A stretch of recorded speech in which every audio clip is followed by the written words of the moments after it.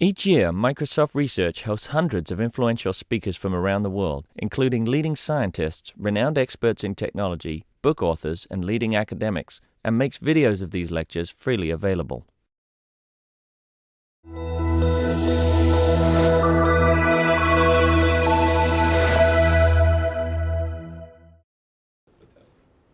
it's our pleasure to have Yann Savoy visiting us from Innsbruck University, where he's a researcher. And he was previously in France, in Bordeaux.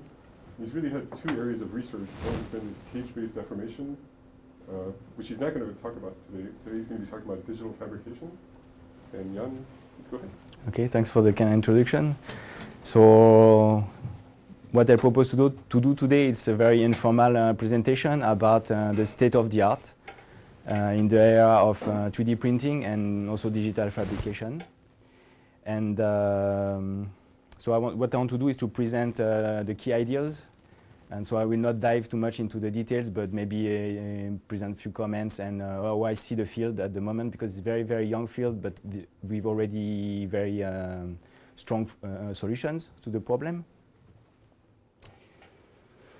So in fact, what we can notice, and I think it's, you have noticed for sure because it's very famous topic, so 3D printing is very ubiquitous. So you can design a 3D printed shape at home with just a pencil, 30 euros or something like this, to very complex organs for medical applications. So what is interesting is that you can design at home or with very expensive 3D printers. And for a lot of applications, for example, designing instrument with some acoustic design or for architecture, when you want to have some tangible interaction with the shape, not just on the screen, but in the real world. You want also maybe to design food, design your own pizza or something like this. So what is interesting already with the topic is it's quite ubiquitous, and digital fabrication and 3D printing has a lot of application in very, very different area, like music, medicine, personal design.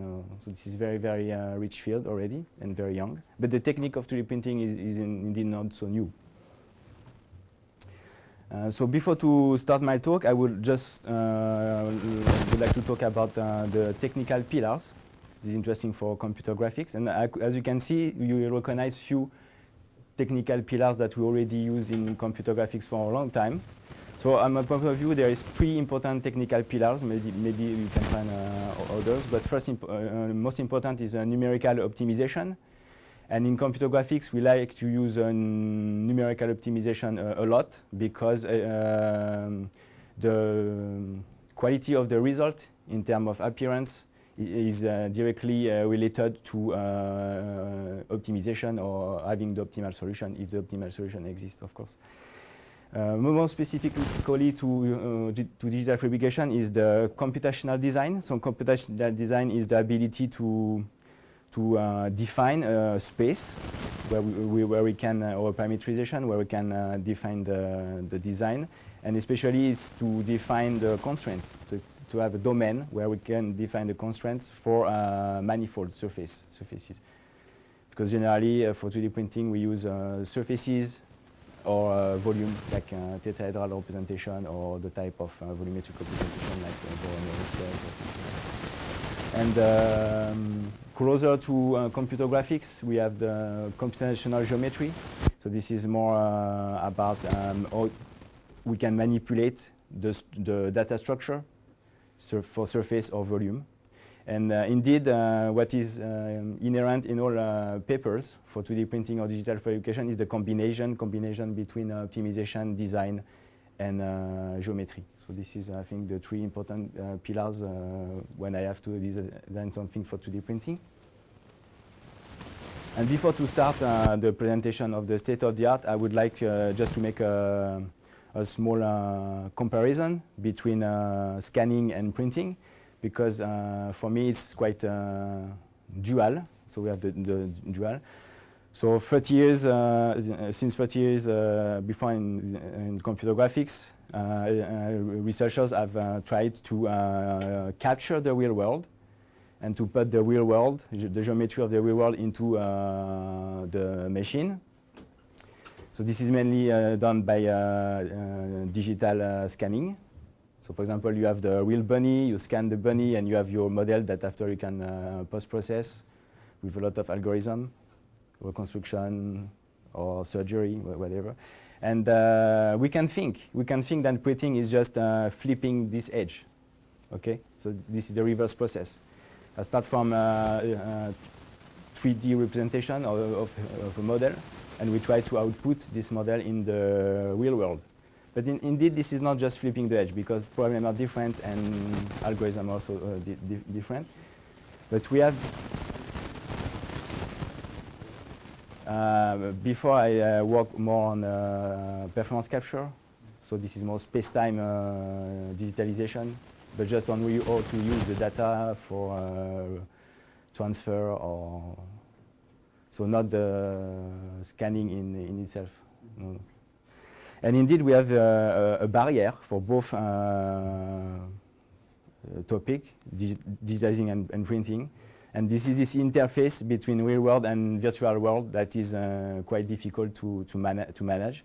And for 3D printing, the idea is that we want to design algorithm that can predict how the shape will evolve in the real world. For example, how the shape will break in the real world, the fatigue or the stress analysis we are going to do. So for this slide, what is interesting is that when we print the object, we also want to design the object, not just and to edit the object prior to printing.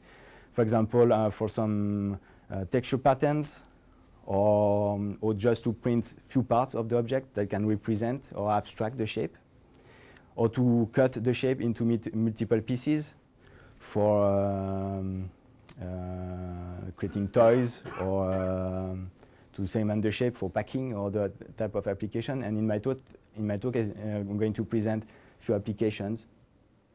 So first, if we look at a few technical high-level ideas for 2D printing, the general pipeline is I have my 3D model. I convert my 3D model into STL file, because it's the model that is manageable by the printer. After, we apply an algorithm to slice, because 3D generally for FDM technique, we print layer by layer, so we need to find the path or to print. So this is the slicing process.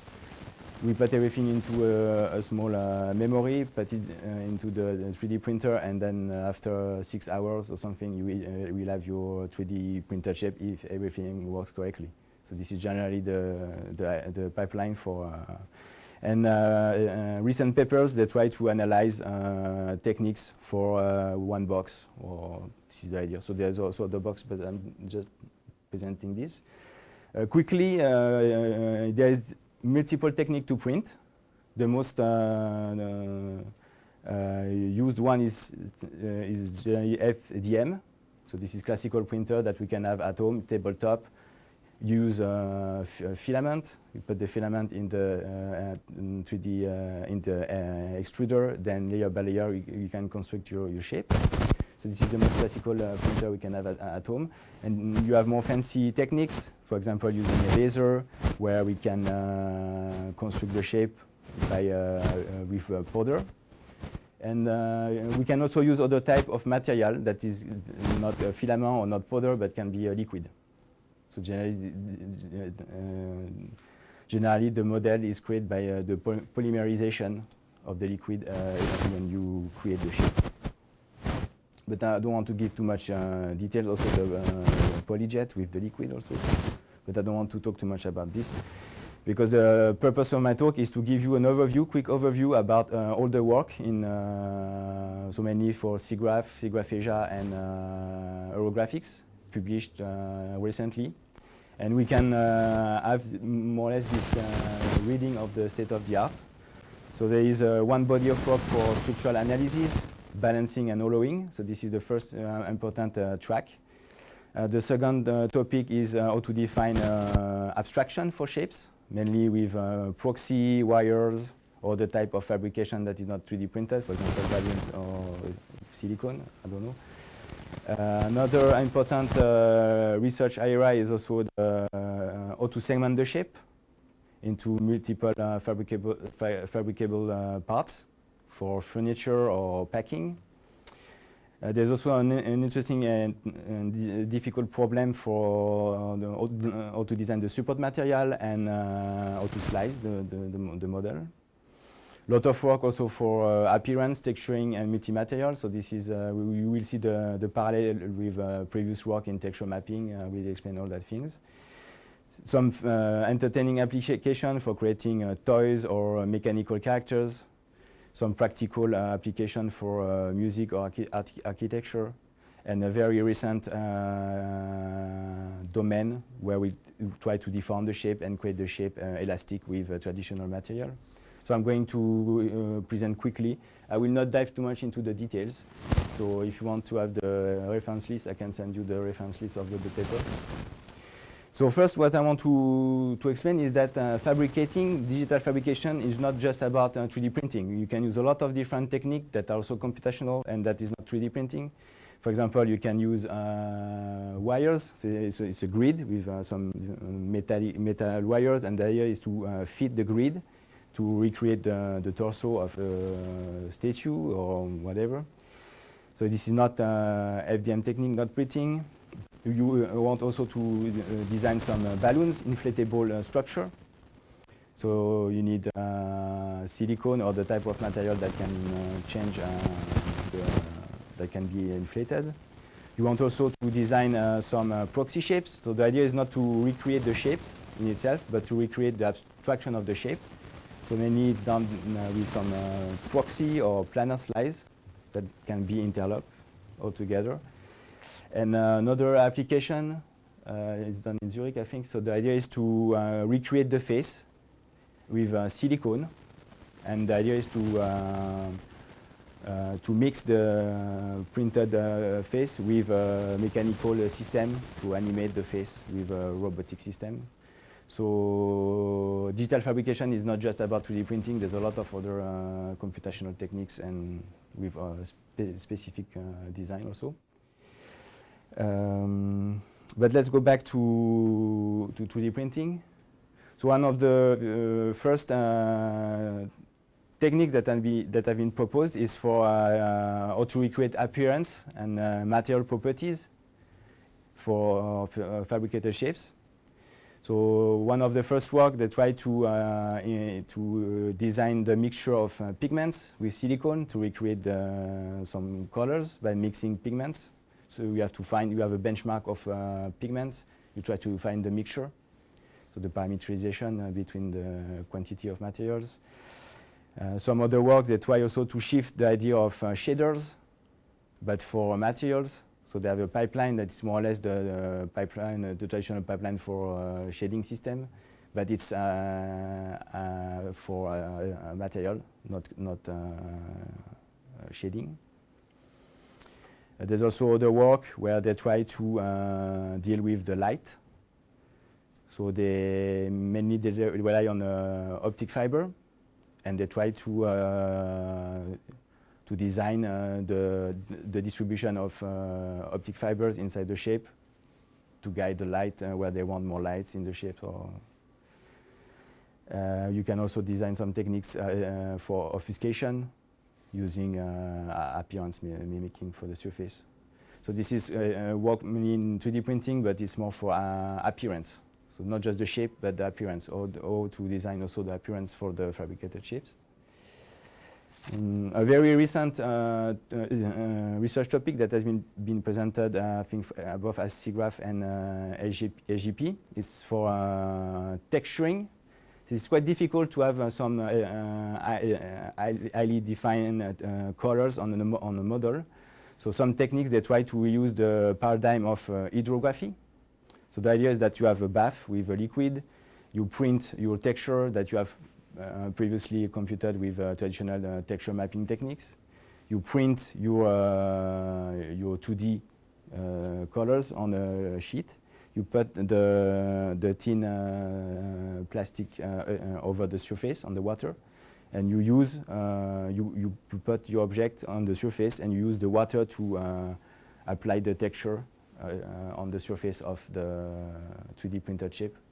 So this is a quite interesting technique, both for the hardware and both also for the computational design. So there's some simulation also for having highly defined texture structure over the shapes. So this is more or less body of work for appearance. Then now let's move to the more technical aspect of printing. So generally, if you print a shape that have some overhangs, it's not possible to print without support material. So you need to design also how to define the structure of the support. So various techniques have been proposed previously. You can define the support by using the shape also as a support, or just from floor to top. You can also use some perceptual techniques to define where to put the material for the support, and a lot of algorithm to slice also. So this is mainly a constraint when you print with FDM techniques, is that you need to add some external support, and of course we want to reduce the cost of the material, so we want to define the minimal support that can provide a viewable shape for the printing. So a lot of algorithm, and there's a lot of paper every year for this kind of topic. It's a hard problem, and there is no perfect solution for this. Another problem also that is related to the printer is the space where you print. So generally, if you use a classical printer, less than $1,000 tabletop that you can use at home, the volume is very limited, so you can just print inside the volume. So if you want to print a big model, for example a chair or something, a model that doesn't fit inside the printing volume, you have to use some decomposition, segmentation techniques. So it's quite related to all prior knowledge in segmentation. And the idea is to find a technique to decompose the shape into multiple parts. And of course, after we have to combine everything all together, so we have to find a technique to make the other parts that can lock all together without any screw or external gluing system. So generally, people in the researcher in this field, they try to use a paradigm from puzzles or to make various parts that can glue together. And also the idea is to make shape that can be change the topology, so both for deployability and also for affordability. So mainly I think about application in aerospace when you want to fit a satellite inside a small space. So this is mainly driven by the constraints of making the shape that fit inside a volume that is very, very small. So I think a lot of commercial applications for these kind of things. A more entertaining research track is about mechanical objects. So the idea is to reuse prior knowledge from animation skinning or also robotics. So there's various research paper about this. Maybe one of the first one is how to fabricate joints. So to compute mechanical joints from animation that is skinned. So the idea is to compute mechanical joints, friction, and a system that can produce articulations. Some work also that try to combine motors with printed parts to make full robots. So this is a quite recent work, where the idea is to combine motors, so mechanical part with non-mechanical part, the printed parts of the objects. So this is quite interesting work, I think, because a lot of knowledge from animation and skinning are reused. So that's quite interesting to see. Generally, in this research area, what is interesting is how researchers can reuse all prior knowledge for the purpose of fabrication. That's quite interesting because we have to rethink the algorithm in a new point of view. So this is what I like really in this field, is that we don't invent geometric tools, but we have to adapt and for the purpose of fabrication. That's really interesting. Another application that is also very interesting for making the digital object tangible, so mainly for architecture. And the topic to showcase the digital fabrication for architecture is maybe the masonry model.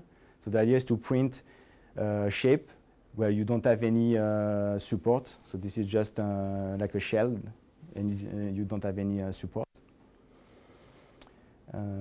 So the idea is to define self-supporting surfaces that can also be assembled together. And the idea is also to print at the architecture scale, so not just small volume but for large scale. This is also another difficulty.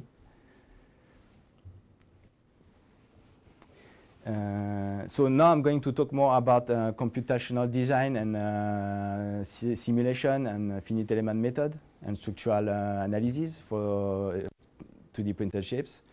And maybe the best way to do it is to start with the fabricated toy. So for example, there's 3 examples that I want to show. The first one is the top spinning. So for example, you have an object, you want to make this object spinnable. So you have to compute the interior distribution of material to make the object at an equilibrium state. So the idea is to deal with the equilibrium of the shape by playing with the distribution of material inside, so injecting some void, for example. Another application is to design an object with a goal, and this goal will be the flyability, so for airplanes. And a last example that is also very interesting is how to define some mechanical structure that is more or less the idea of the Rubik's Cube, the structure of the Rubik's Cube to twist the model for puzzle applications mainly. And a very, very recent track in research is how to make printed object deformable while using traditional material, for example, ABS plastic or flexible material, but just traditional material. So the idea is to design the interior of the shape with some patterns. So maybe I can detail a few techniques after. And of course, to do this, you need to rely on the structural analysis of the shape. For example, where the shape will break, or how to design the shape in such way that the object will not fall under gravity, or to find structural analysis techniques that are less computationally expensive. So I'm going to detail a few approaches for this. So this is mainly for cost effectiveness. So the idea is that the key difference is that when we print with a material, and the material has a cost. And generally, from one material to another one, the cost can be very different and very expensive. So the first objective is to reduce the cost. And if you want to reduce the cost, you have to reduce the material. So you have to remove material where material is not needed. So the first idea is to design a nanostructure that is, I think, an idea from architecture with truss. So the idea is to inject cylinders inside the shape in such way that the model will not fold under gravity. So to do this, you need to define where you are going to put the cylinders inside the shape. So you need to do an optimization. And for this paper, for cost-effective printing, they use 2 optimizations. The first one is a topological optimization, and the second one is the geometric optimization. Other papers also have tried to define some finite element methods that are more adapted for the purpose of printed shapes. So the idea is that they reuse more or less the prior knowledge in FEM simulation, but they design the shape function maybe more accurately for the purpose of printed shapes.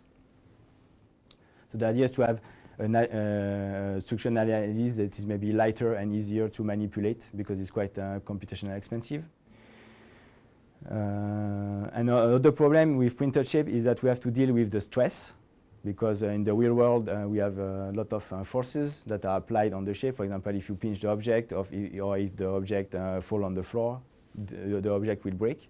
So the idea is to find where to put material in such way that the object will not break under gravity. So this is also based on structural analysis. And for this paper, they use a pipeline. So as input, they take the model. So this is the surface of the model.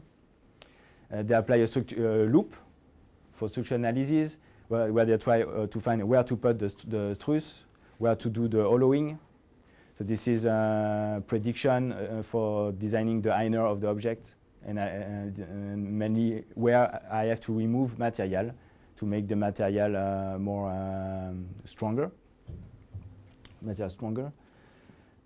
This paper also is interesting because the idea is not just to define structural optimization, but to do the hollowing with the purpose of visually pleasant result. So the idea is to reuse the Voronoi cell, because the Voronoi is a classical pattern in the nature. But the idea is to apply this pattern at the micro scale. And the idea is that we can sample some cells, Voronoi cells, inside the shape, inside the solid. And we can carve independently all the cells. Generally, it's based on a distant field.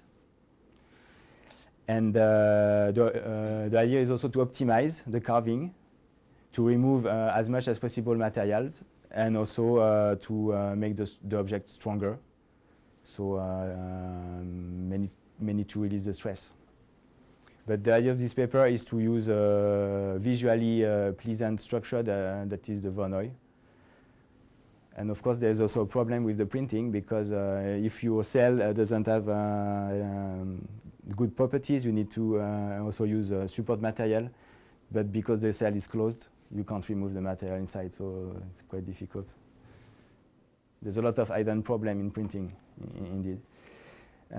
So also previously, I mentioned the idea of designing very light structural analysis for 2D printing, because it is very time-consuming. So there's one paper that tried to use a different approach than the FEM, and the approach is to compute some cross sections, and just to rely on the cross sections to compute the stress. So there's a very complex mathematical derivation in the paper, but the idea is that with the technique, they can bypass a lot of steps that you have in the FEM with more or less identical results, comparable results. The idea is that this structural analysis system is computationally lighter, much faster and lighter. So you don't need to do all the mathematical simulation than you do with the FEM. It's purely geometric, I think. Another application also is that if you want to print very complex shapes with very complex topology, you can have some parts that are very, very thin, and this is where the objects are going to break. And the idea is that if I have a shape or a collection of shape or forces applied to this shape, I want to estimate where the object will break. So we want to predict where the objects are going to break. So to do this prediction, generally we want to estimate a weakness map. And in this weakness map, we will color code the weakness part of the object to identify where the object will break. So this is mainly done with model analysis. Also, you have to define some configuration for the force distribution.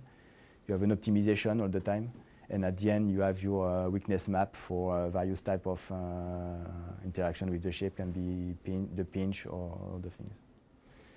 So the idea is to do the analysis, but for the worst case.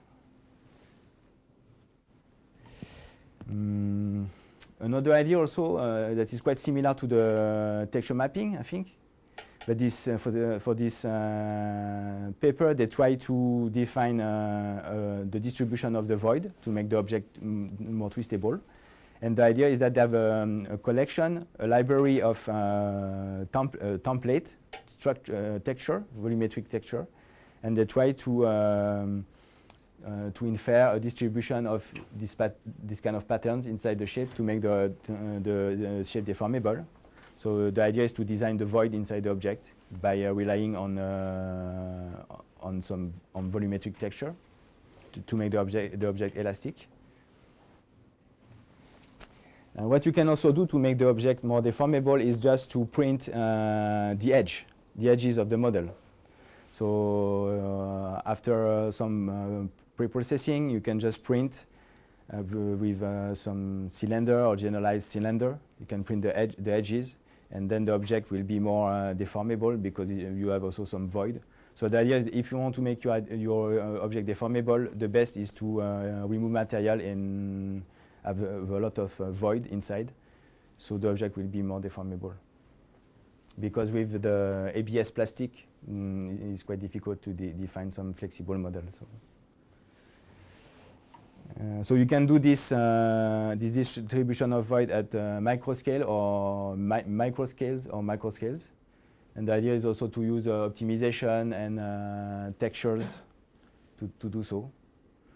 So the idea is to put the void and to have a tilling of the void to have a specific deformation that is desired.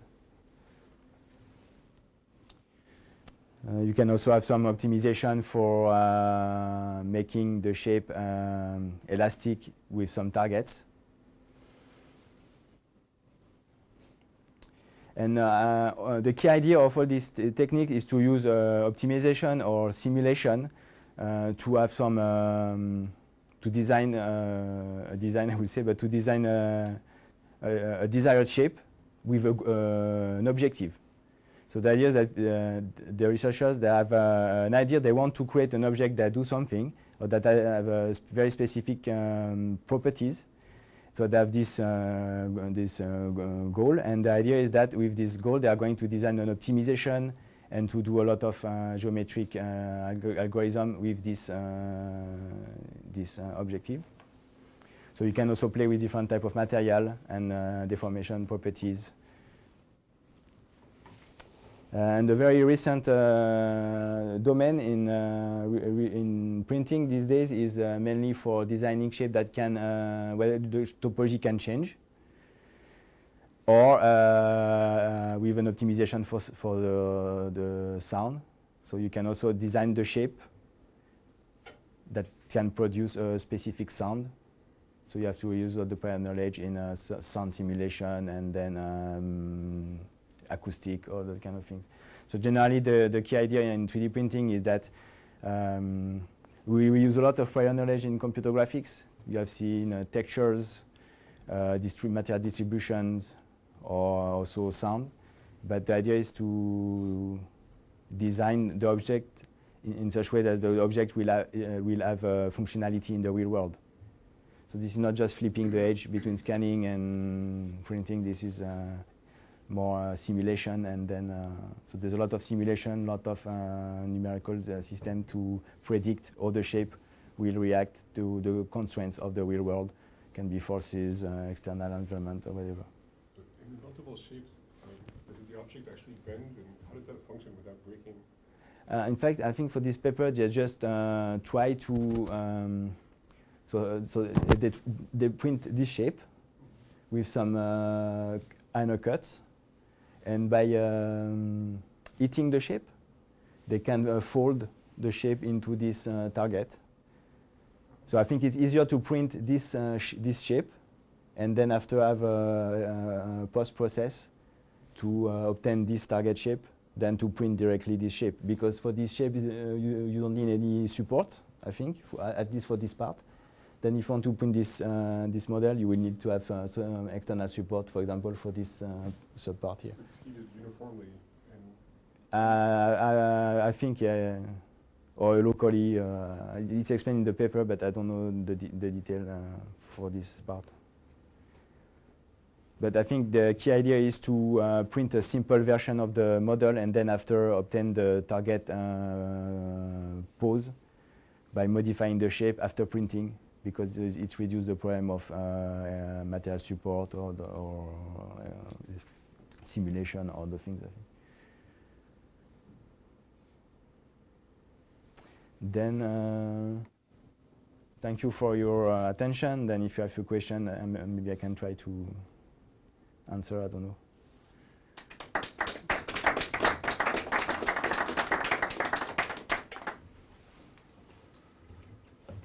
Yes? Have you investigated any higher strength materials than, say, ABS, like you said, which is relatively low strength? I think That's a typical. for my contribution, I contribute to this paper. Let's see, this one. And we just use a traditional material like ABS and PLA. That's it. We didn't use the other type of material, just classical material. Because there are much higher strength thermoplastics than ABS. Yeah. Because that's one of the compromises with 3D printing is the structural integrity is much less than the raw material. I think now you can print with other type, with non-plastic material, like for example wood or sand also, and also maybe metal also. So if you then if you really want to have a strong object, maybe it's better to use casting or injection with metal. That's maybe better, I think. So there's a lot of other technique than printing for digital fabrication. For example, silicone, molding. So maybe there's But the been. printer price usually goes way up when you're talking about those like laser sintering or whatnot. I'm just talking about garden variety printers exploiting higher strength materials. So FDM you can do Ultem. Pardon? FDM. Ultem is available in FDM. It's expensive, but it prints really good. And peak. And Which- peak. Yeah. What's FDM? The fused deposition Oh, no, I mean the other process. thing you're talking about, the material. Ultem is a polyether image. It's a high heat, basically kind of like a glorified high heat polycarbonate. What temperature though would a normal print head get to the temperature needed? Hot, 600 Yep. degrees Okay. plus. Not a desktop printer, but Okay. It's not terrible. Like, No. you just don't want to touch it. There are a number of ultra-high molecular weight polyethylenes that Right. that have the properties, but you need pretty hot ends. Yeah. The SLS process is used extensively like on F1. So that'll, it's taking the powder type nylons and, welding them together with the laser basically. Gets you out of some build support stuff too. You had, Go ahead. you had mentioned using micro particles for printing, right? And then, but right now, say, off-the-shelf printer maybe does 0.1 millimeter.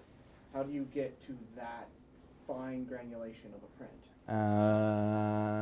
Maybe it's explained in the paper. I don't know, but also the problem is that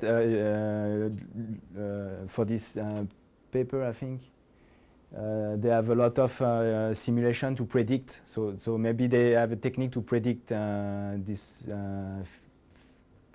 behavior, or. But I don't know the paper by heart, so maybe in the paper they explain this printability constraint or. question. Is there any research being done about like internal support material other than like the plastic, like maybe using rebar instead of concrete, sort of idea to strengthen the shape? For inside the shape? Yes, like inserting metal rods inside of a plastic printer or something along those lines. As far as I know, they just use truss.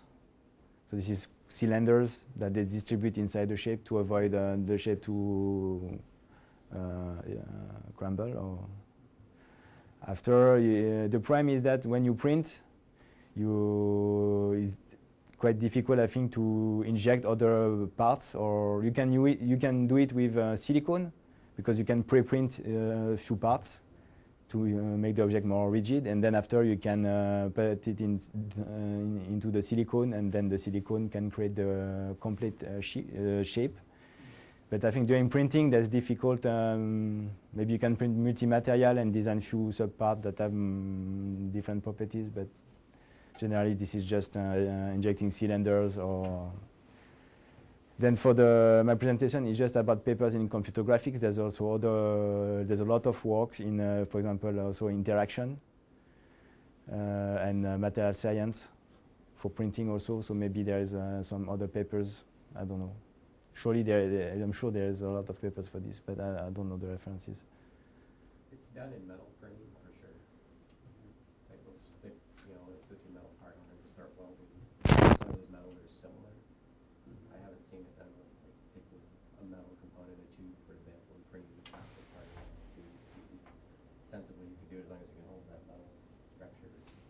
seen where they do it, they print a shape, and then they have a pause, and they like stick a metal Stick something piece in, in, bolt or and then something. continue on. Yeah. That's the more common thing I've seen done.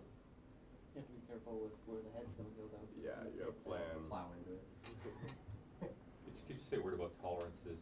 Sort of first pass, what kind of tolerance can you hit? Tolerance for So for, if I wanted to hold a camera lens or something like that, and what can I design for and repeatedly get? Can I get 10 microns? Can I get? I think it depends on the printer you use, and it's related to the price of the printer generally.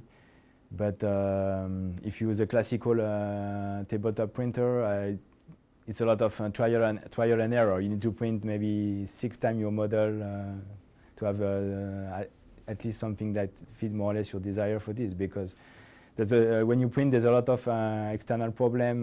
For example, the temperature of the plate. So I think it depends on the calibration of your hardware, and the calibration should be very precise. Then after, I think it's mentioned when you buy a printer, you can have this information, but it's I think it's very related to the temperature and also the material you use. So